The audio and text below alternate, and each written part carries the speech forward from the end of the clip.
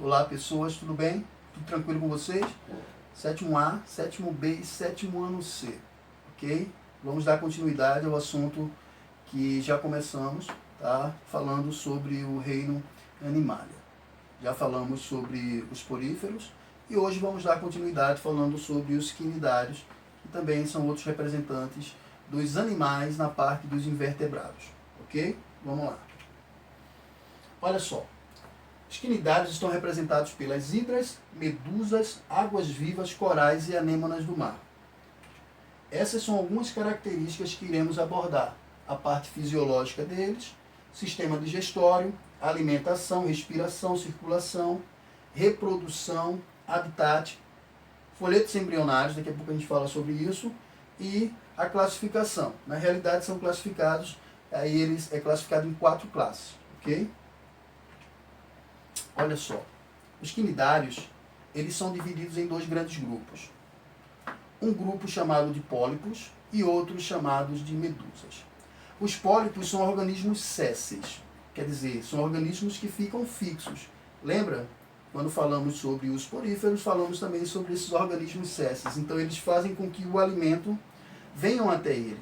Enquanto outros, as medusas, nesse caso aí, são organismos que têm locomoção.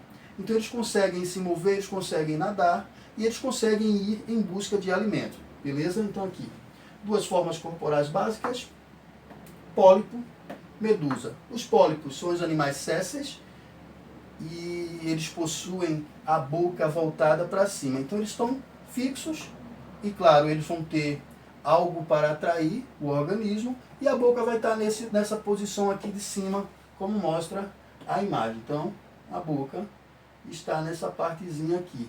Enquanto as medusas, que têm a sua locomoção e têm um formato de um sino, tá? Elas possuem a boca aqui nessa parte de baixo. Por isso que está aqui, pólipos, animais sésseis, boca voltada para cima. Medusas, animal nadador, boca voltada para baixo. Então, é apenas uma das características que a gente vai encontrar aí nesses organismos, tá? Olha só.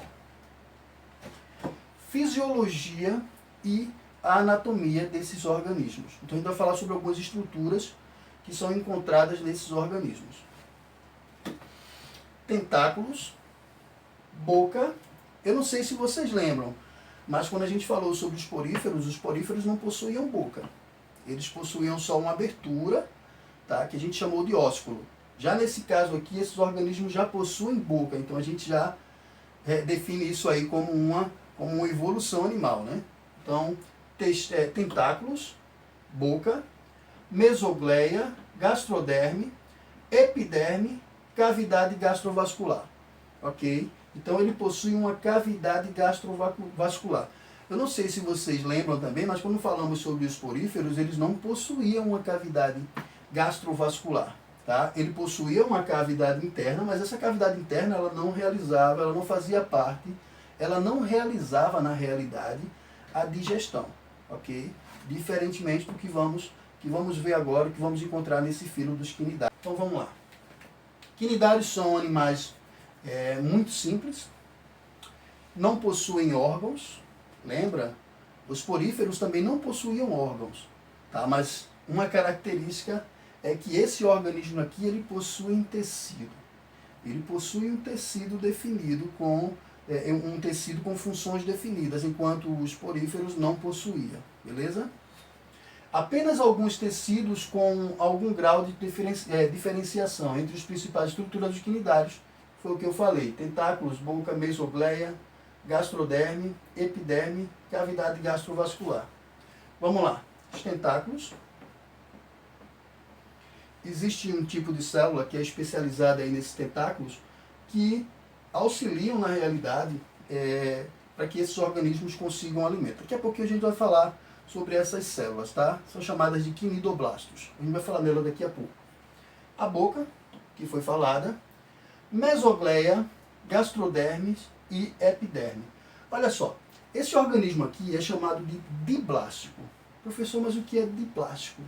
Diplástico é o seguinte, na formação do embrião, na formação de um embrião, existem alguns folhetos, que são formados, que a gente chama de folhetos embrionários. E esses folhetos, eles vão dar origem a órgãos, vão dar origem a tecidos, tá? Nesse caso aqui, só vão ser formados 2 tipos de tecidos embrionários, ou folhetos germinativos. Enquanto nós humanos, nós possuímos 3 tipos de tecidos germinativos. Eles só possuem 2. Então, são 3, tá? Ectoderme, mesoderme e endoderme. Ectoderme, mesoderme e endoderme. Nesse caso aqui, nós encontramos só 2 tipos. A gente encontra, dando, claro, forma a essa estrutura externa, chamada de epiderme, a gente vai encontrar a chamada ectoderme, tá? E na parte central, que a gente chama de gastroderme, a gente vai encontrar outro tecido embrionário chamado de endoderme. Veja só, endo, está dentro.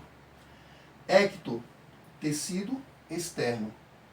Nesse caso aí, a parte que a gente chama o tecido que fica entre os dois, seria a mesoderme, a gente não vai encontrar aqui, tá? A gente vai encontrar uma estrutura, mas não é um tecido, uma estrutura chamada de mesogleia. Essa mesogleia, na realidade, é como se fosse uma gelatina, tá? É uma estrutura lá aquosa, que as substâncias estão ali e vão ser distribuídas no corpo, ok? Mas não é um tecido, então ele só possui 2 tipos de tecidos embrionários, por isso que a gente chama esses organismos aqui de diblásticos, tá? Enquanto nós somos triblásticos, eles são diblásticos, apenas 2 tecidos germinativos. Cavidade gastrovascular, nós já falamos, então o que acontece nessa cavidade gastrovascular aqui? Essas células que estão compondo essa estrutura gastrovascular aqui, algumas delas têm a capacidade de liberar substâncias enzimáticas, tá? E substâncias enzimáticas são substâncias que aceleram a quebra do alimento. Eu não sei se vocês sabem, mas a palavra digestão quer dizer quebra, tá? Então essa quebra desse alimento que vai ocorrer aqui dentro dessa cavidade aqui gástrica, ela vai ocorrer, mas sem ter o contato com a célula. Eu não sei se vocês lembram, mas quando a gente falou sobre os poríferos, a digestão ocorria na parte interna da célula. Então era intercelular.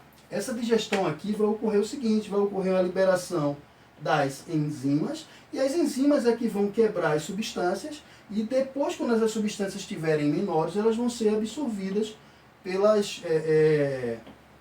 por essas células. Beleza? Agora, professor, então eles só realizam essa quebra desses alimentos, dessas substâncias, fora das células? Não. Eu não disse isso.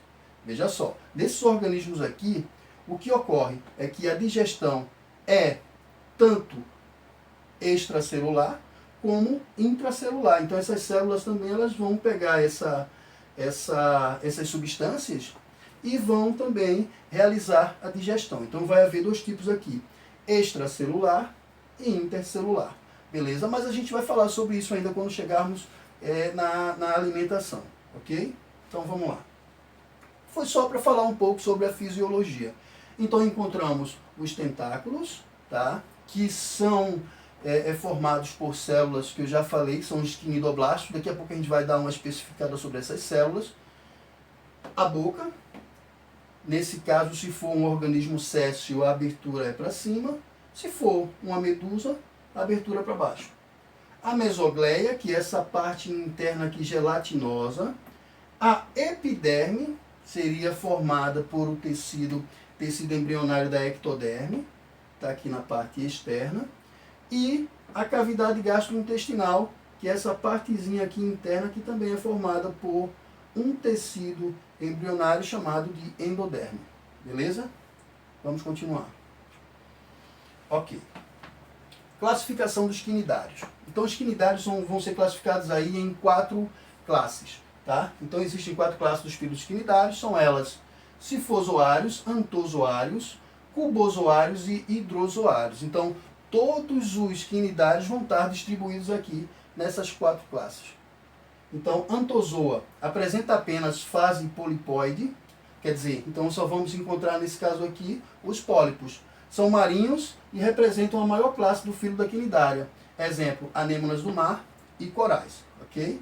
Não sei se vocês lembram, acabei de falar. Se são polipóides, são pólipos. Se são pólipos, são fixos, tá? Se são fixos, são sésseis.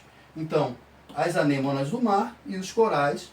Os corais, professor, os corais são animais? São, tá? Os corais são quinidários que vivem em associação, tá? Eles estão associados a algas.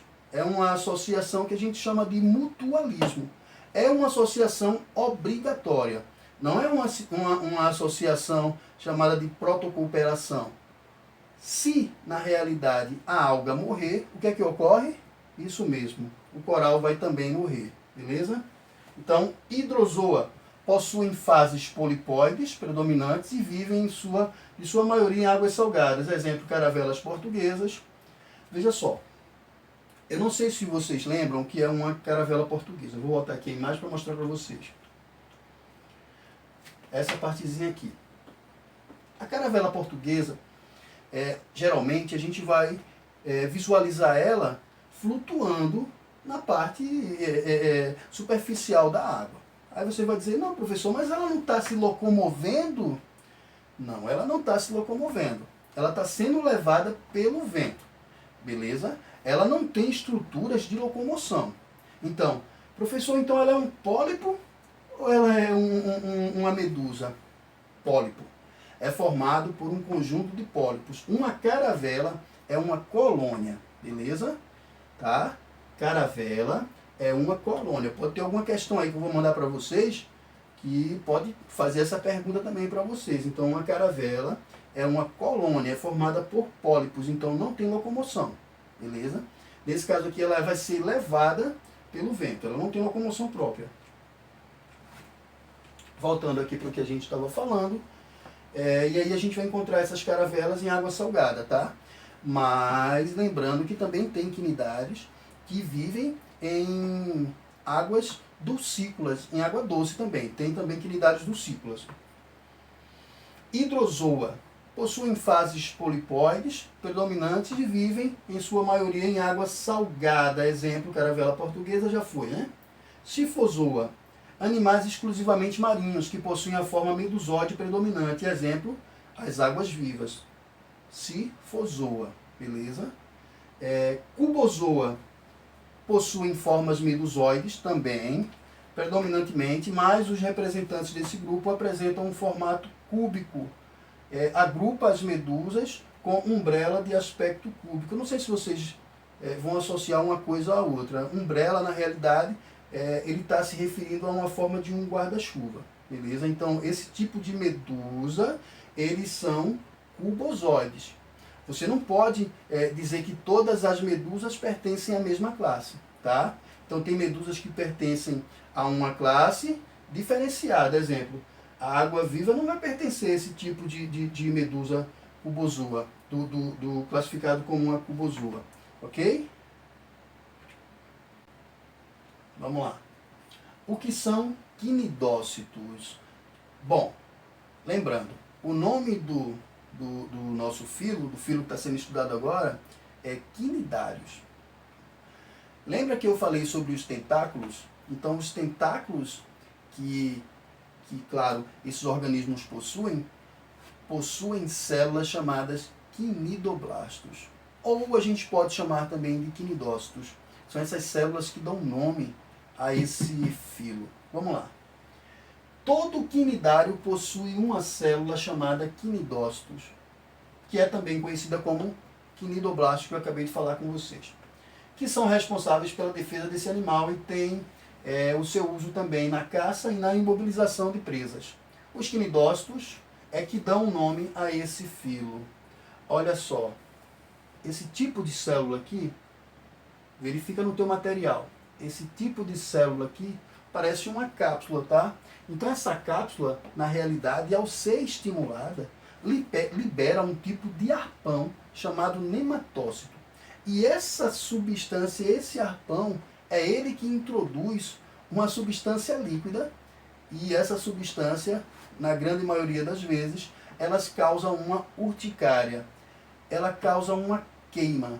Eu não sei se vocês já levaram uma queimadura desses organismos aí, de uma água viva, mas é algo muito, vamos dizer assim, dolorido, tá?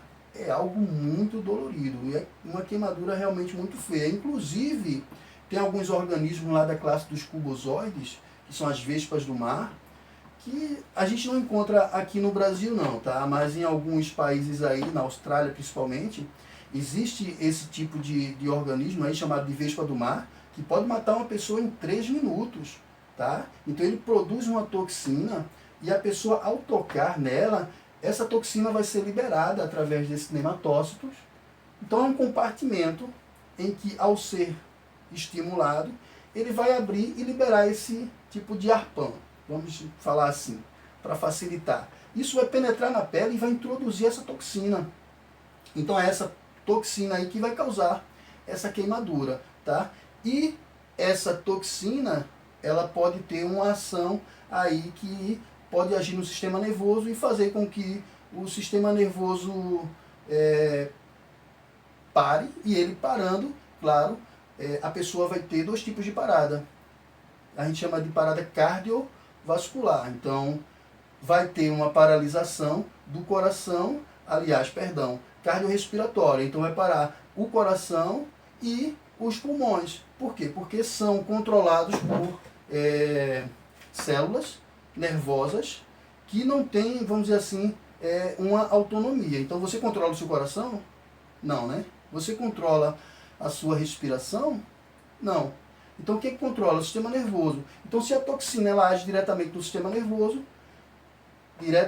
consequentemente, a respiração e os batimentos cardíacos vão ser prejudicados, então você vai ter uma parada cardiovascular. Tanto que os salva-vidas lá, eles já andam com o chamado desfibrilizador.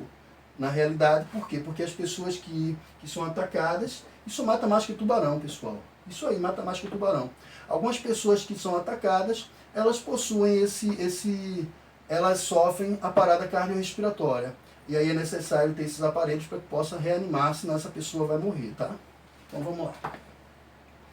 Os quinidócitos têm uma estrutura chamada de nematocisto. Ele funciona como um gatilho. Quando é tocado, vai disparar e liberar uma substância urticante que vai paralisar o outro animal. Outra característica das espécies desse filo é a presença de tentáculos. Nos tentáculos existem células especializadas na defesa e na captura de alimentos. Aqui está falando sobre a origem dessa palavra, né, origem grega. Quínidos quer dizer urticante, blastos quer dizer broto. Termo de origem que dá origem ao nome do grupo. Tá? Então, quando tocados, os quinidoblastos liberam substâncias tóxicas que podem paralisar a presa e assim capturá-la. Esses animais usam essas estruturas em defesa contra os predadores. Tá? Tem alguns animais que até se beneficiam dessas toxinas. Então, não sei se vocês aí assistiram já o filme A Procura de Nemo, mas Nemo é um peixe chamado de peixe-palhaço, e os peixes-palhaços eles produzem uma mucosa, e essa mucosa, na realidade, ela impede a ação dessa toxina. Então, o que acontece? Muitas vezes o peixe-palhaço ele vive ali dentro das anêmonas do mar, escondido em seus tentáculos, dessa forma ele vai conseguir a sua proteção, né? E até acaba fornecendo alimento, porque ao se alimentarem também eles deixam alguns dejetos caírem e a anêmona ela vai se beneficiar desses alimentos que caem, além de também se beneficiar dos parasitas ali que estão parasitando e causando mal a ela. Então seria vamos dizer assim, uma relação interespecífica, né?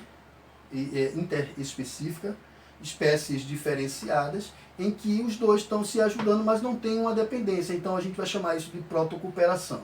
Beleza? Então vamos lá. Vamos lá, sistema digestório dos quinidários. O sistema digestório dos quinidários é um sistema digestório incompleto. Professor, mas o que é um sistema digestório incompleto? E o que é um incompleto? Tá? O incompleto ele só tem uma abertura, tanto para ingerir o alimento como para eliminar, tá?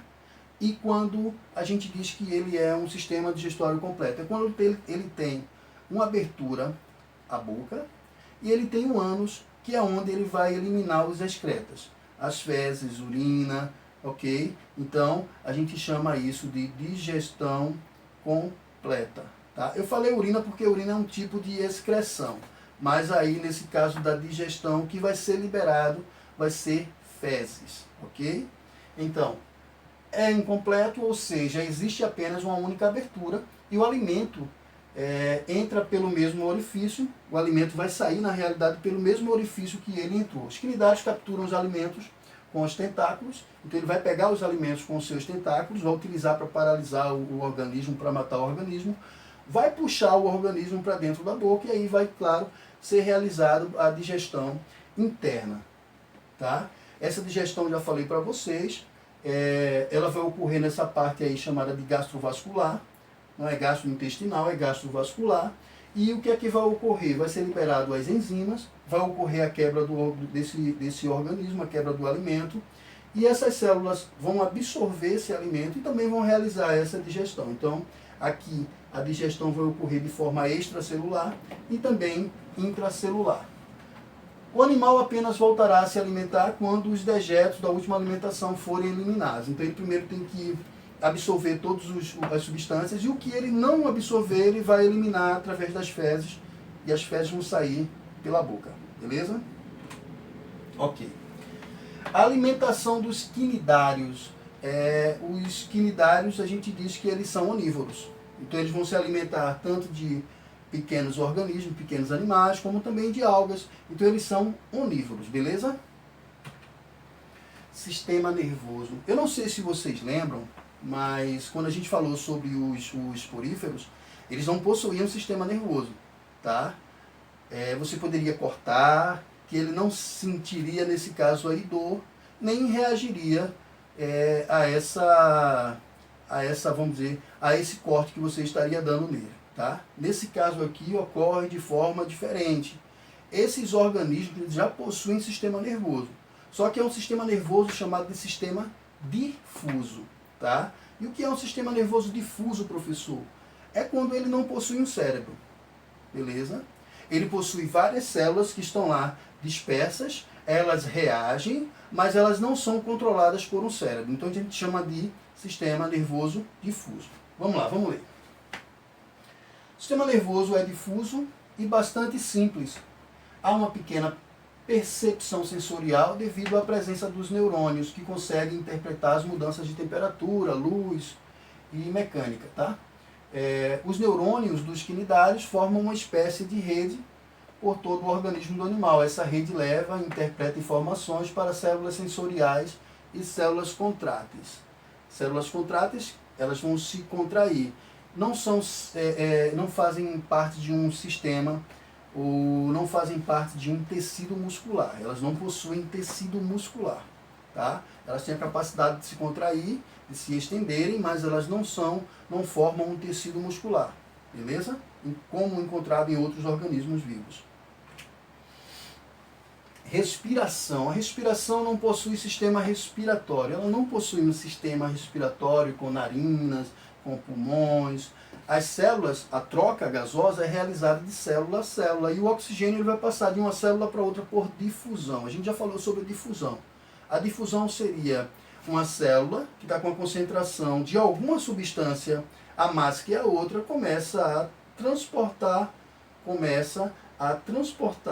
passa a transportar essa substância que está em excesso para outra célula. A gente chama isso de difusão, ok? Lembrando que difusão vocês vão ter no primeiro ano, beleza? Mas aí assim é bem simples. Existe a difusão chamada de difusão sem gasto de energia, a difusão que gasta energia. Não tem nada não tem nenhum bicho não em relação à difusão não. Habitat dos quinidários. No filo dos quinidários, todos os animais são aquáticos. Na maioria vivem em águas salgadas, caso da água viva, anêmonas, caravelas, corais, e a hidra, que é um representante de água doce. Então a hidra, a gente vai encontrá-la na água doce. Então é um animal dulcícola. Excreção dos quinidários.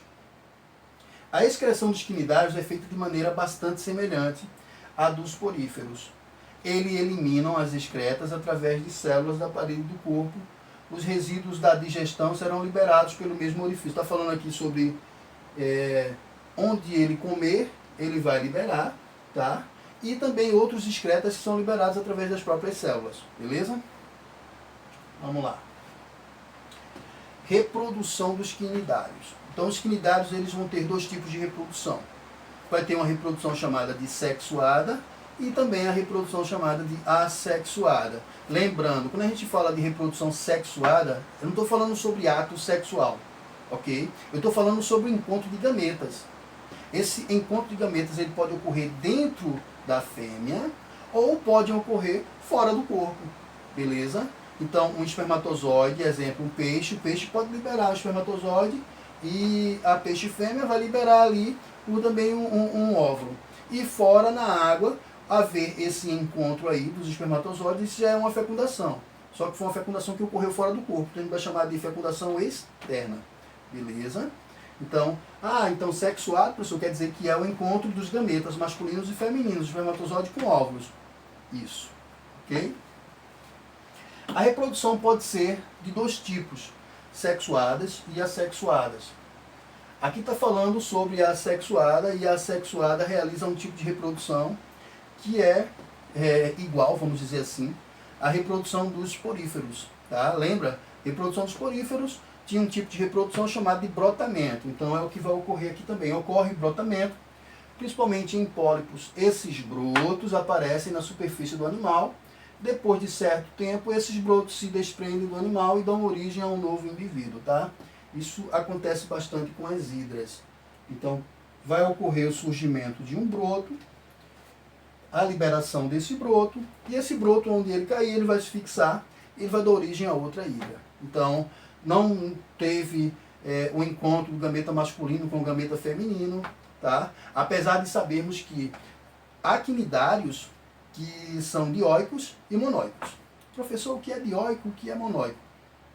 Quando eu falo dioico, estou dizendo dois. Então, tem uns que são machos, outros fêmeas. E tem outros que são monóicos. Quer dizer, eles, na realidade, possuem os dois tipos de sexo, masculino e feminino. A gente chama de hermafroditas, ok? Mas nesse caso aqui, não ia interferir, porque o que houve aqui não foi uma reprodução sexuada, foi uma reprodução assexuada. Houve, na realidade, aqui uma formação de células, deu origem a um broto, o broto se desprendeu e esse broto deu origem a outro organismo. Beleza? Então não vamos confundir aqui sexuado com assexuado. Aqui não houve reprodução sexuada. Por quê? Porque não houve encontro de gametas, nem masculinos nem femininos. Beleza? Reprodução sexuada ocorre através da fecundação externa. Animais, tanto animais dioicos, que possuem sexos separados, acabei de falar com vocês isso, para vocês isso, e monóicos, que possuem os dois sexos do mesmo indivíduo, que são os chamados hermafroditas. Tá? Os machos produzem espermatozoide, que será liberado na água e fecundará os óvulos que estão presos na superfície corporal do animal. Tá? Depois os ovos são fecundados e as células se dividirão formando uma blástula e depois uma gástrula. Daqui a pouco eu vou falar sobre isso. Daí se desenvolverá uma forma larval que se chama plânula. Vê só, a gente sabe que existem pólipos que são móveis e tem pólipos que são sésseis, ok? Existem alguns tipos de quinidários que realizam um processo de reprodução sexuada chamado de metagênese. O que seria uma metagênese? Seria uma alternância. Então ele vai se reproduzir de uma forma em que ele vai se tornar um organismo livre. Natante, a gente chama de medusa. Então ele vai se reproduzir e vai se transformar em uma medusa. Essa medusa, ela pode originar um organismo séssil, ok? E esse organismo séssil depois pode originar outro organismo móvel, uma medusa, tá? Então, seria uma alternância. Isso ocorre com alguns organismos. Eu coloquei um exemplo para vocês aí e a gente vai falar sobre isso agora, beleza? Vamos lá. Reprodução assexuada, dessa forma que falei para vocês, metagênese, tá? Onde ocorre uma alternância, onde o organismo ele vai viver como uma medusa, uma forma livre, onde ele vai conseguir nadar e ir atrás de alimentos, e depois ele vai se transformar em algo que é séssil, tá? Então, existem alguns organismos quinidários que realizam esse tipo de reprodução sexuada também, beleza? Mas, de forma geral, existem dois tipos de reprodução, sexuada e assexuada, beleza? O que eu estou falando aqui é um caso que pode ocorrer também, chamado de metagênese. Isso ocorre também com plantas, tá? Com alguns tipos de plantas podem ocorrer isso também. Mas vamos lá. Depois vocês dêem uma olhadinha no material, tá? No material está explicando e vamos falar sobre isso agora. Olha só, está mostrando aqui duas medusas adultas, está mostrando uma do sexo feminino e uma do sexo masculino. Nesse caso aí elas são dioicas, quer dizer, possuem sexos diferentes. Elas vão liberar, aí um vai liberar o espermatozoide, outro vai liberar, a fêmea vai liberar nesse caso aí o óvulo. O que é que vai acontecer? Da fecundação vai formar uma larva chamada de plânula. E essa larva plânula, ela vai procurar um lugar para se fixar. E ela vai se fixar, dando origem a um pólipo. Agora, esse organismo ele está fixo, tá? A gente chama isso aqui de cifistoma. Não tem um nome aqui. Eu peguei uma imagem sem um nome, mas essa partezinha aqui a gente chama de cifistoma. Tá? E esse organismo agora, vivendo como um pólipo, ele vai crescer, vai se desenvolver e ele vai realizar um tipo de reprodução que a gente chama de estrobilização. Essa estrobilização, na realidade, é um tipo de reprodução assexuada. Tá? Então vai formar estróbilos. Esses estróbilos nós chamamos de efiras, e essas efiras, aos poucos, vão sendo liberadas. Essas efiras vai durar aí uns 2 anos em crescimento, e ela vai dar origem a um adulto chamado de medusa. Tá? Então essa seria uma alternância, seria um caso, nesse caso aí, à parte. Mas lembrando, como funciona a reprodução dos quinidários, professor? De duas formas, sexuada e assexuada, beleza? Isso já é uma parte já mais aprofundada do assunto, tá? Dessa forma, acredito que vocês vão ver já no ensino médio. Mas vamos lá. Importância ecológica. Qual seria a importância ecológica, professor? Lembra que eu falei dos corais para vocês? Então, os corais, eles têm, na realidade, uma importância muito grande na natureza, tá? Dos ambientes marinhos. Por quê? Porque eles servem de ecossistemas para os organismos. Então, possuem enorme importância ecológica, pois formam os corais, que são responsáveis pela biodiversidade nos mares e nos oceanos. Os corais servem como moradia e proteção para diversos animais, formando ecossistemas altamente complexos. Lembra? Eu ainda falei para vocês que os corais, eles têm vida.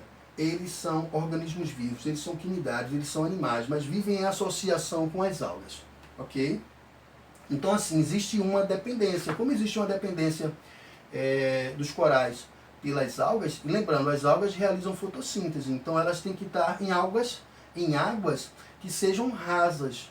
Por quê? Porque elas têm que receber a luminosidade solar para que elas possam produzir a fotossíntese e, através da fotossíntese, produzir também a glicose, e aí ela vai se abastecer. Há uma troca aí na realidade, né? Um fornece substância para o outro para que eles possam continuar vivos, né? Então, assim, só um caso que pode ocorrer e que está ocorrendo bastante. Um fenômeno chamado branqueamento dos corais. Professor, mas o que é isso? Eu sei que os corais têm cores. Não, os corais, na realidade, eles não têm cores. Quem dá essa cor aos corais são as algas. Tá? Então, o que, é que pode acontecer? Os corais e as algas, na realidade, elas sobrevivem a uma temperatura aproximadamente de 34 graus Celsius. Então, se a temperatura do mar aumenta, e o que causa, claro, esse aumento na temperatura do mar, vai ser aí o que vai causar, vai ser o aquecimento global. O aquecimento global pode causar isso, e está causando. Na Austrália, a costa da Austrália, existem muitos dos corais que estão ficando brancos, tá? Então, qual é o processo? Esse coral vai perder a alga, vai perder os alimentos e, consequentemente, vai morrer, beleza? Então, o aquecimento global, ele atinge diretamente também esses organismos, e lembrando, são organismos extremamente importantes para a parte ecológica, principalmente da vida marinha, beleza? Bom, aqui nós vamos falar sobre as novidades evolutivas, comparando os poríferos com os quinidários, beleza? Os quinidários apresentam algumas novidades evolutivas em relação aos poríferos. Está fazendo uma comparação, e isso eu já fiz. À medida que eu estava falando, eu estava informando também que eram coisas que tinham aparecido que a gente não tinha visto nos poríferos, beleza? Então, apresentam boca, cavidade gastrovascular, não está aqui mais sistema nervoso, células nervosas, não é lá um sistema, mas são células nervosas. Os quinidários são os primeiros animais na evolução a apresentarem essas estruturas. Cavidade gastrovascular, onde ocorre a digestão e a distribuição do alimento. Existem algumas células que liberam substâncias capazes de digerir as presas capturadas. Depois da digestão, o que não foi absorvido pelas células das cavidades gastrovasculares deve ser eliminado, são as fezes. Como os selenterados não apresentam ânus, as fezes são eliminadas pela boca. Beleza? Então eles são chamados também de selenterados, que seria essa cavidade aí gastrovascular. Ok? Então, encerramos o nosso assunto sobre os quinidários. Espero que vocês tenham gostado da aula. Tá? Tem aqui uma pesquisa, fazer uma pesquisa sobre os quinidários e anexar essa pesquisa no caderno de ciências. Beleza? Por hoje só. Grande abraço. Tchau, tchau.